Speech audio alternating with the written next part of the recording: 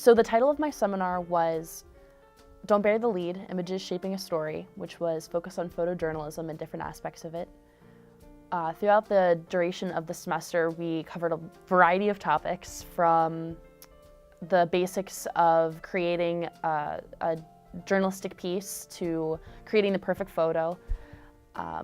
And we had Dr. King from the communications department come in and speak about fake news, which is a hot topic these days. And then my favorite topic personally, which was journalism ethics. We covered a lot of case studies about it. So the seminar itself isn't for credit, but I feel as though it was just as fun as a class, for sure. I feel like I got more out of it than I had expected as well. So we met about 6 or 7 times, the 4 participants who stuck with it and it was really, really a wonderful experience.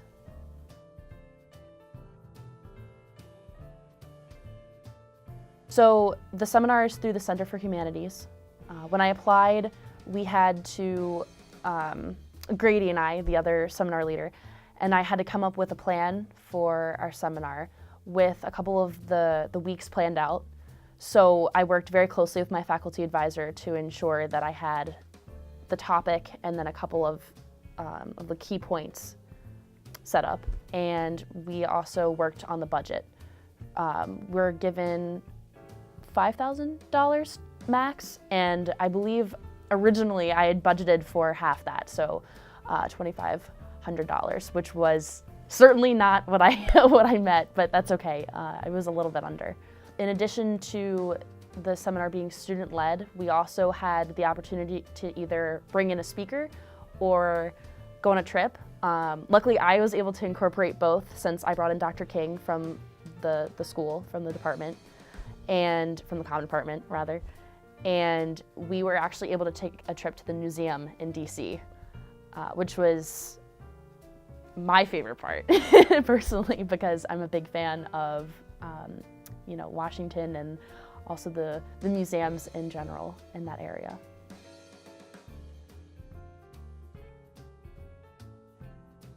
Professor Malice is actually on sabbatical right now, but he's a professor in the photography department. He approached me mid-spring semester of last year, suggesting that I might be a good candidate for this program, which was a little scary considering I was going to be one of the pilots or the pioneers, as you might call them, if I was accepted. And honestly, he was wonderful, so supportive. We met once a week at least, talking about the lesson plans and how to do research, and without him, I have no idea how this would have gone. Certainly a crucial part in the success of this program. I've never done research like this before, especially on my own. That was really tough, especially at the beginning. He offered support in that way, so scholastically with resources that I could go to, sites that I could look up, or books, or different aspects of media that I didn't know existed. Because of his experience as a photojournalist, and really he was very crucial in that way, but also moral support. Leading a seminar full of kids that are your age is certainly a challenge, but one that was definitely welcomed. And I'm grateful that I had him as a cheerleader for me, for sure, because he made it a lot easier.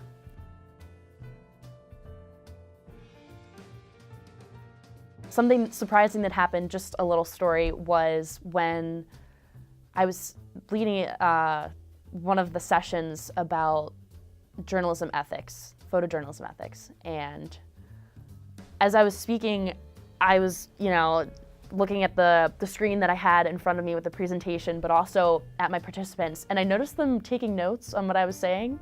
And I was thinking, I'm not even an authority on this topic, but I guess I'm saying something that resonates with them. So I guess they felt it important enough to write down, which was awesome. It was a great feeling.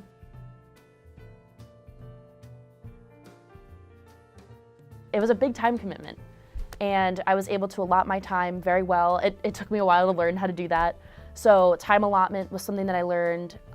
My confidence wasn't a skill that you learn necessarily, but it was one that I built upon throughout the duration of this seminar experience. And certainly a lot more about photojournalism. I feel like that's the key, right? You know, to focus on leading a seminar on something that you're really passionate about, and then learning more about it as you go along.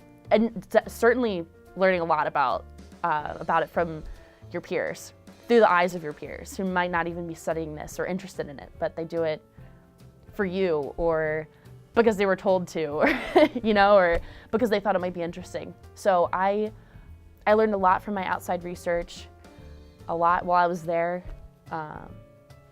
Great experience.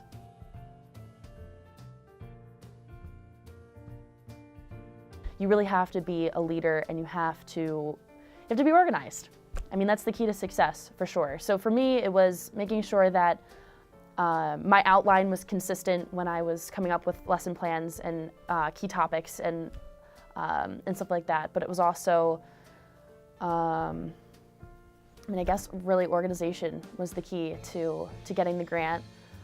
Confidence, for sure, in knowing what I wanted to do, and passion for the subject that I was leading a seminar on, definitely.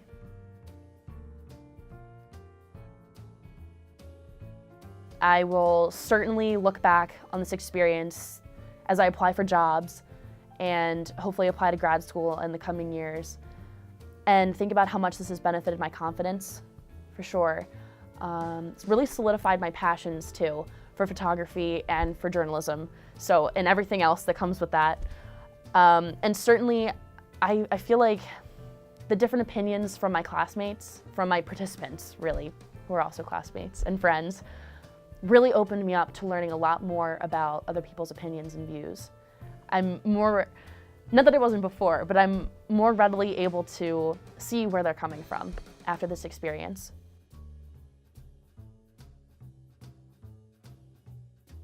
I would just like to thank you, Mrs. Ingram, and Dr. Osteen, and my 4 participants, Coley Fahey, Kirsten Kybers, Cal Kostelnik, and Amanda Spaeth. Thank you guys for sticking with me. I am so appreciative, and you made this seminar a really wonderful experience. So thank you.